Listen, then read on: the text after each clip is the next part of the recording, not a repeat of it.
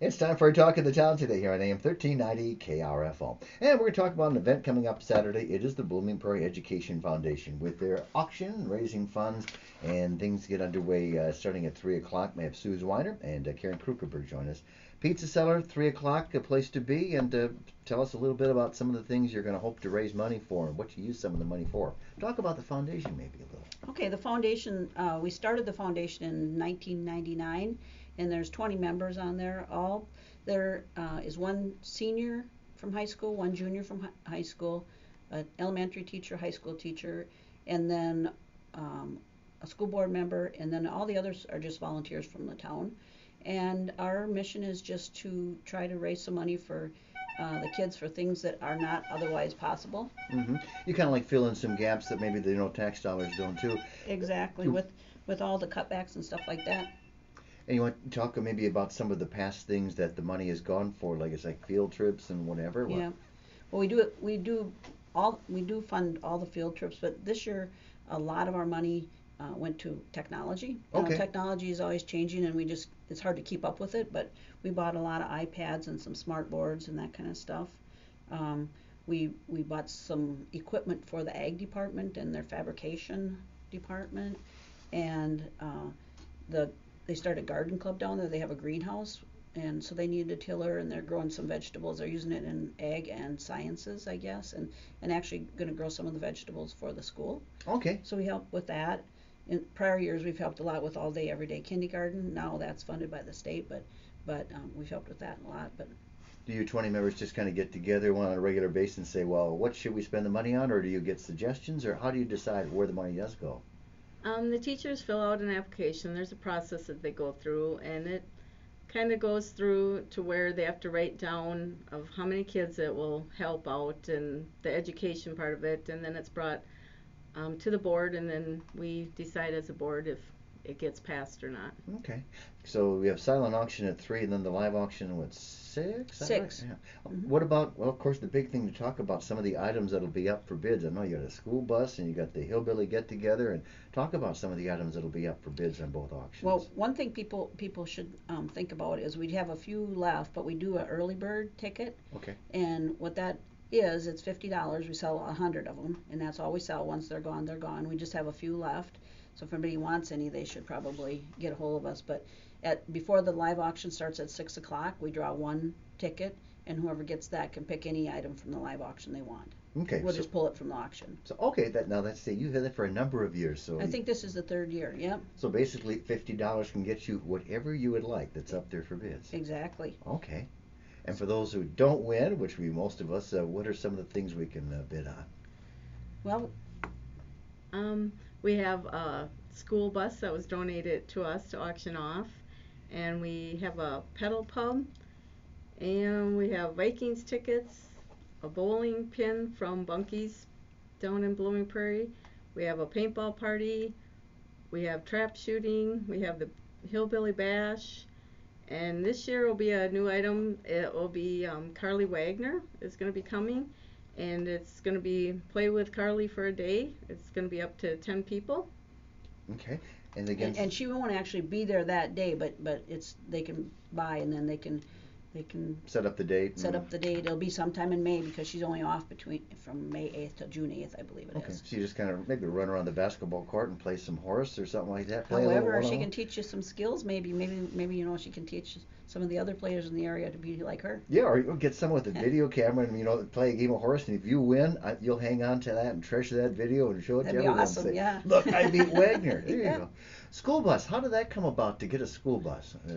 We were just lucky, I guess.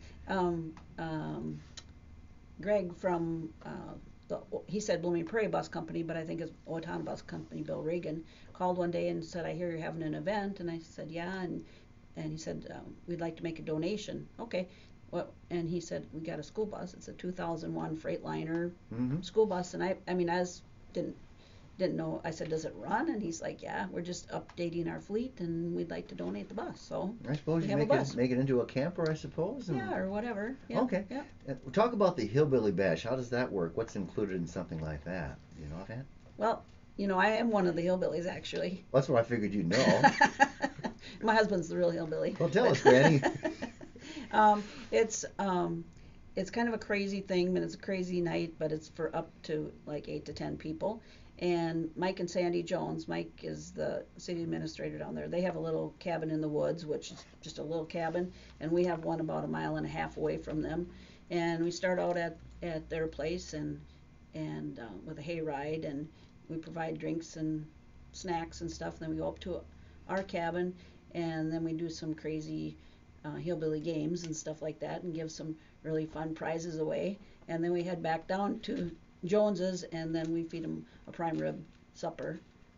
And hillbillies, that's pretty good eating for hillbillies. Yeah, and if you're lucky, we could probably even find a little moonshine to do. So some real Mountain Dew. Okay. Yeah. You've had that for a number of years, and obviously, if you have a number of years, it must be popular. So that's why you bring it back. It's always sold really, really well. The first year when we came up with it, we didn't even know what we were going to do, and it sold for like $800, and we're like, geez, we better think of something to do. Something good, yeah. And so then, but it's gotten better and better all the time, and it's a fun time by all. Okay. So. And some other items maybe you want to mention? You mentioned Viking tickets and some others. What are some other things about maybe the baskets? Any certain things you want to talk about on that, or? We got some awesome quilts, really awesome quilts this year, and pictures. We've got a lot of pictures, really neat pictures. Well, yeah, the kids help out too. We should point that out. Oh yeah, the classrooms do some awesome projects in the elementary school, but the high school helps out a lot. The cross country team does 40 man hours of rock picking. That's always a good one. The FFA that's donated a basket this year. We have the garden club that's donating a basket of vegetables, would be this summer. And they're also going to help out with planting some hostas that were donated to us. I always thought that'd be fun if we had the rock picking, and this was actually downtown Minneapolis school, and all the rock picking. What in the world do you want that for? There was a guy that was interviewing Karen, I think, and he was wondering, why do they pick rocks? And John Bruns is the cross country coach, and he said it's interesting because some of the kids have never figured out why you pick rocks. Why would you? Because they're a city kid. Okay. And so they start picking up these little bitty ones. Oh. And then he's like, no, you pick this size, and the reason. So Okay. It's kind of fun. That's educational as well. Yep. And again, in fact, the kids help out as well. We're talking to Suze Weiner and Karen Krukenberg. It's the Blooming Prairie Education Foundation with their auction pizza cellar Saturday, 3 o'clock. Should point out it's free admission, and you can get food and drink throughout the night and afternoon too. Exactly. Mm-hmm. Okay, good. About how long does the auction usually last?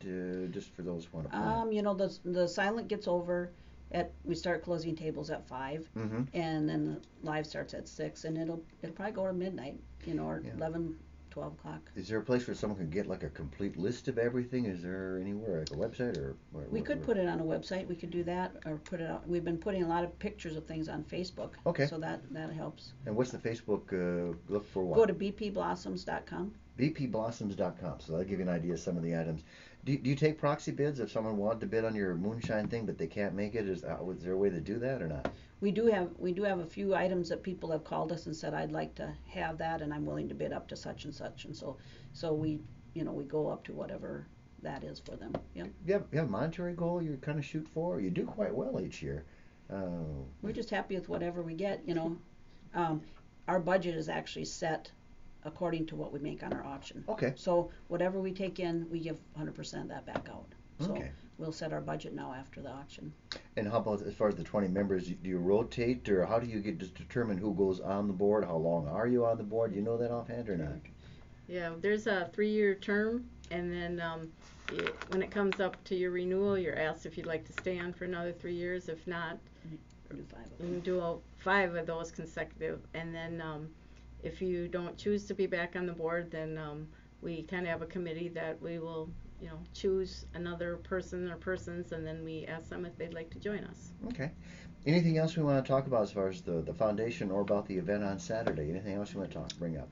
A couple of things that I didn't mention is we have okay. Joe Mauer, Paul Molitor, and Rod Crew signed baseballs, and we have a Fran Tarkington awesome signed picture. Yeah, that wouldn't be easy to get. Where is Fran? He's 75 years old. Where is he looked down really Georgia? young in the picture. Yeah, okay, so there's all kinds of different things. The community comes together. So again, starts at 3 o'clock, the silent auction, live auction 6. It's this Saturday at the Pizza Cellar in Blooming Prairie. And that's our Talk of the Town for today here on AM 1390 KRFO.